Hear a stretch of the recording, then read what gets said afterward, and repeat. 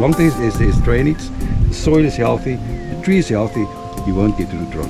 Do you have a special soil that you use? Yes, lots of stone with a little bit of pieces of pine bark. I'll show you. Okay. You can see there's pieces of pine bark in between, and just make sure it's draining. The mixing is about 60% of stone and about 40% of pine bark, really sifted pine bark.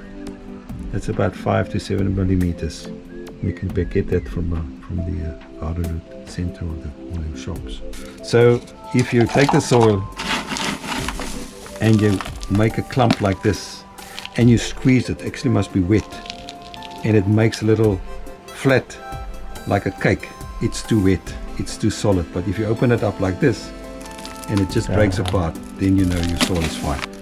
And it's important to use this because I mean the drainage is so much better than the ordinary soil.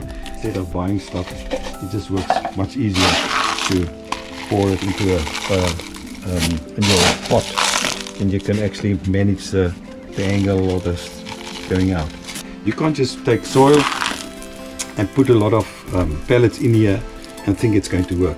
If you don't have organisms in here that's going to convert that nitrogen to nitrogen 3 to nitrogen 4 that's available for the roots, it's not going to work. That's why the water soluble fertilizer, the liquid solid works quite well. But then again, if you water every day, you actually have to put fertilizer or dilute or mixture of fertilizer in the water every day, otherwise you just wash it out. Sure. And if you just have stone, there's nothing to retain the fertilizer. But at least the pine bark will keep some fertilizer back in the pot.